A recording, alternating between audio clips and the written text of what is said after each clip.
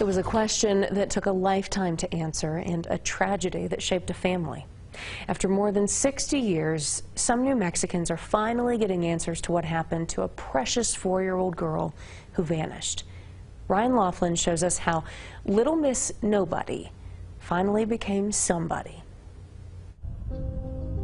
More than 60 years ago. That's where the abduction took place. A missing little girl. Distraught mother pleads for return of daughter. And across state lines, an unidentified body. Literally, it was a shock. A mystery that shaped the identity of a family. We were always that family who had their aunt kidnapped.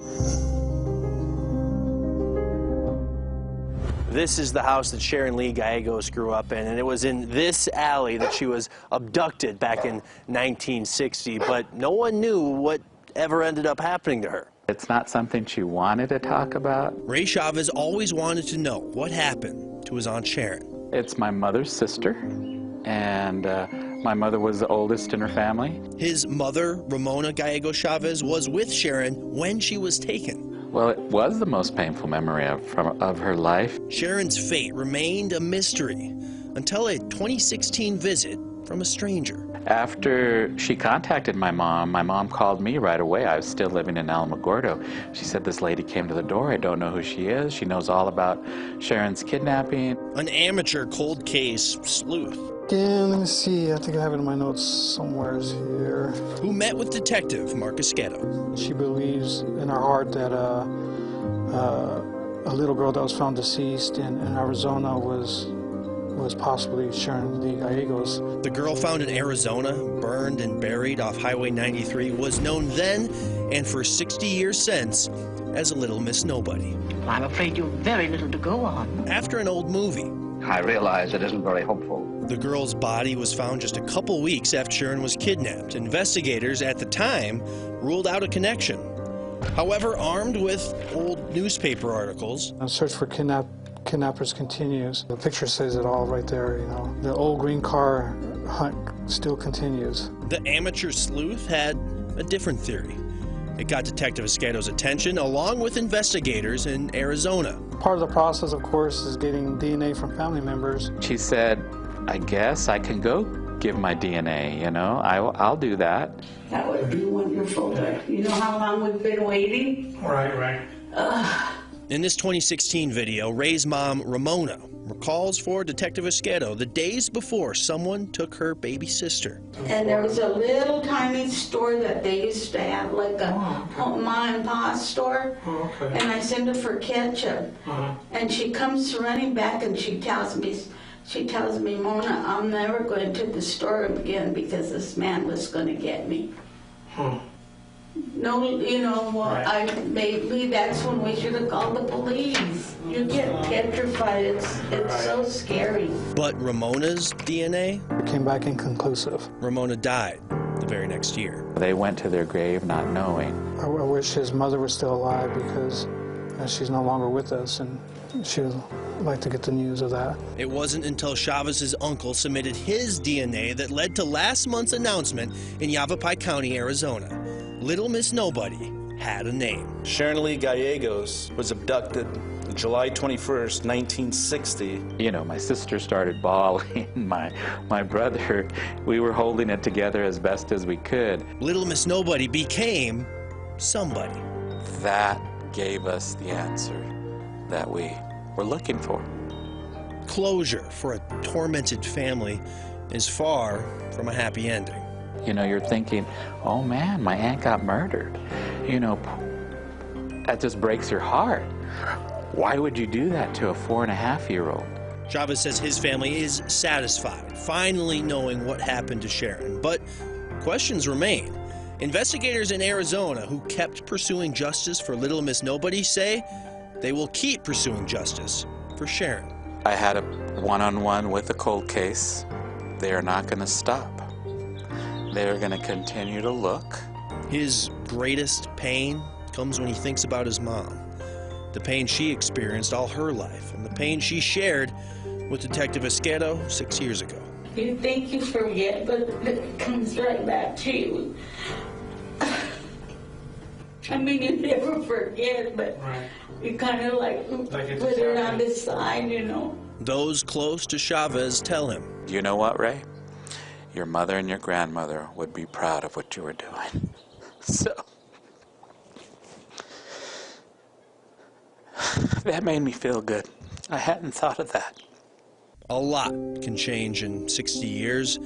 Headlines, memories, even family. For the people that are out there who have lost somebody, don't give up hope. Don't give up hope. But hope remains. Ryan Laughlin for Investigates. A lot of people have taken on home improvement projects during the pandemic. But how do you know if the licensed contractor you hire is actually going to do a good job? Ryan Laughlin investigates why it's hard to hold bad contractors accountable if they don't hold up their end of the deal. This is just bad news. He said, I've never seen work this bad. And how did you feel when you heard that? Well, I was angry. I was angry. It was a lot of money gone, and the agencies designed to help weren't. That is a huge problem in my mind. What does it take to hold a licensed contractor accountable? Hey, Robert. I'm Ryan with KOB Channel 4. We have some questions about some of your clients. It ended up being a lot bigger project than we had originally planned on doing. In March of 2021, Linda Morton signed a contract with Robert Liztek of RJL Construction Services for a project at her brother's house. At what point were you like, this is not working out? It was the end of May. It was like Memorial Day weekend. He had told me on Mother's Day that he could finish his job in 2 weeks. After spending 15 grand and months of little to no progress, Morton spotted some serious red flags. And I realized they'd taken some of the flooring in boxes, but I didn't have a count. I didn't know how much. I filed a police report. Morton says over $1,000 worth of her flooring showed up at one of Liztek's other job sites. Her efforts to hold Liztek accountable went beyond the police report. She also tried the state attorney general's office and the Better Business Bureau, and then the state's Construction Industries Division, the agency responsible for regulating licensed contractors. She just assured me that basically, that if there were no code violations, that there wasn't a whole lot that CID could do. But Morton did not give up. She went higher up the ladder. One of the things that happens when you're a state representative is when you call state officials, you almost always get your phone call returned. Should it take a state representative to contact the head of CID to get one woman to connect it to the right people that are supposed to be helping with these types of things? No. And talking with the head of the agency, I mean, he's in absolute agreement. Ultimately, Representative Marion Matthews helped Morton get an investigator who found Liztek did plumbing work for Morton that he was not licensed to do. That was enough to start a criminal case. At that same time, others went seeking justice in a different court. I try to see the good in everybody, and it's very, very difficult. Reverend Gordon Keeler is fighting Liztek in civil court. I talked to him one time. He said, "Oh, I am the most honest person you will ever meet. I have integrity," and nah. The Unity Spiritual Center of Albuquerque signed a contract with Liztek for renovation work that their entire congregation saved for 2 years. By that time, we had paid him $25,000. After weeks of inaction, they too tried multiple ways to get their money back. CID said, well, we really don't have the power to enforce anything. And like I said, my response was, then why do you exist? What's your purpose? Representative Matthews thinks complaints about Liztek and the state's response show CID could use a user-friendly renovation of its own. One of the things I really, really want to look at is, should there be some interim process to suspend a license when there are a number of complaints against the same contractor. Liztek had a court appearance last month, and even though Linda Morton is out more than 15 grand, Liztek's criminal charges will disappear if he pays back $2,000 and doesn't get caught breaking the law. Hey Robert, I'm Ryan with KOB Channel 4. We have some questions about some of your clients. Robert, can I give you my card at least? We want to hear your perspective. We tried talking with him after the hearing. We've heard from 3 of your clients, including a church that says you ripped them off for thousands of dollars. Robert, can I just give you my card? If you change your mind. Contractors that haven't done what they're supposed to do, and ultimately they just want to put it behind them. They'll cut their losses. Linda thinks a license to build, And that's not right. And that's not right. shouldn't be a license to dodge accountability. Ryan Laughlin, 4 Investigates. And we reached out to CID, the Construction Industries Division, to see just how many people they are helping. And according to a spokesperson, their frontline staff interacts with 650 people every single day. However, out of all those interactions, they generated just 580 complaints last year. None of those complaints, by the way, are posted on their website, and CID does not have the authority to suspend licenses.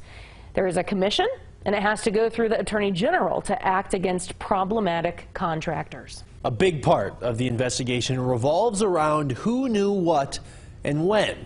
And for an unfettered look at that question, investigators went digging through some key players' phones. Some insightful evidence in the Rush shooting investigation is coming from the cell phones of the people who were near the gun that killed Helena Hutchins. Hundreds of pages of documents detail text messages from the phones of 4 people. Hannah Gutierrez-Reed, the film's armorer in charge of the guns on set. Dave Halls, the film's assistant director who allegedly handed the gun in question to Baldwin. Helena Hutchins, who was shot and killed. And Sarah Zachary, who was in charge of props. I checked them, they rattled. Gutierrez-Reed, seen here on her phone in the Santa Fe Sheriff's interview room, is talking to someone about the ammo on set. I don't know, I talked to Sarah, and Sarah said she checked the box and some didn't rattle. There are a lot of texts on Gutierrez-Reed's phone to someone named in her phone as Sarah Props, New Mexico. In the messages, they reference an incident the other day. Sarah says, "What incident are we talking about? The only incident I know of is my misfire today." Then on Sarah Zachary's phone, there is a screenshot of an argument that appears to be between Hannah Gutierrez-Reed and someone else involved about accidents and mistakes happening, dated October 16th, almost a week before the shooting.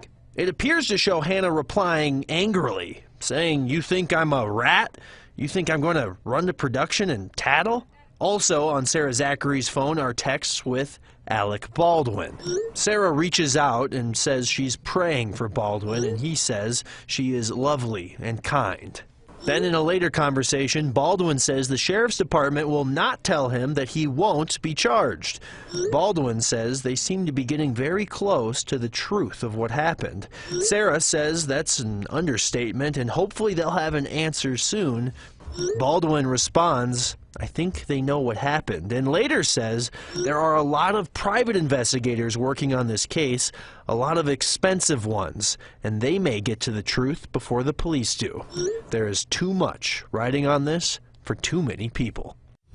Interestingly, Dave Halls, the assistant director, was very cautious about his electronic communications. The few texts on his phone showed that he opted to use WhatsApp and prepaid phones. And lastly, we have not seen what is on Alec Baldwin's phone. He did turn over his phone, but not until later in the investigation. And a call to the Santa Fe Sheriff's Office today tells me that they are still waiting on that phone data to come back.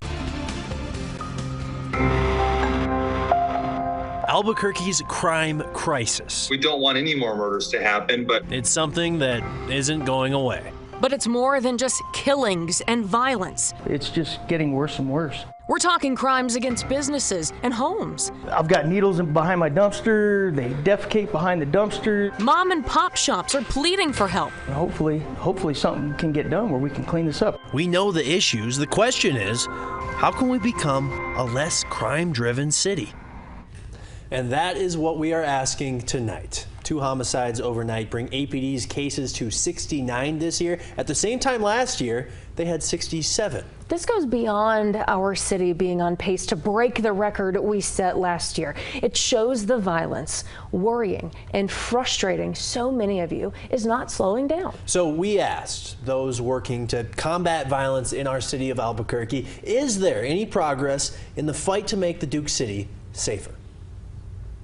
We had to really look at how we give resources to homicide investigations different than we have in the past. APD Deputy Commander Kyle Hartsock says for the first time in a long time, APD is investing in finding killers. Because these cases take a lot of work.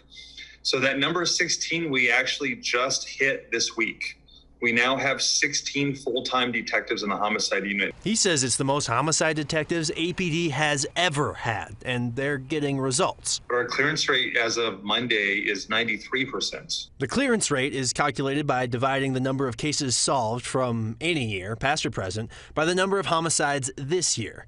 Last year, around the same time, with a similar number of homicides, the clearance rate was just above 40%. We don't want any more murders to happen, but one thing that we talk about inside the unit, from the command down, is we're not in the business of stopping murders. That's not what a homicide unit does, and we got to get out of that mindset, right? And hopefully a side effect to criminals out there, if you do this, you're going to be caught. But this year, there have been more killings at the same time as last year. So how are we preventing violence? What we're doing is working, and it has not been done in the city before. Jerry Pachicha heads up the Violence Intervention Program. They have caseworkers to intervene with people who are at high risk for violent crime. She says over the past 2 years, they've reached over 300 people, and 90% of them have not returned to a life of violent crime. But that is a drop in the bucket in the grand scheme of things, which is why they're getting new funding to hire new caseworkers, including one that will work with 12 already identified at-risk kids at West Mesa High School who have been suspended a number of times. So when will all of this lead to results? I wish I had a crystal ball to predict the future. I know that we're going to serve more than double the amount of people that we are serving now with our expansion. It might be having the effects right now, like those seeds have been getting planted and there are more getting planted. We just can't always instantly tell the results until it's over.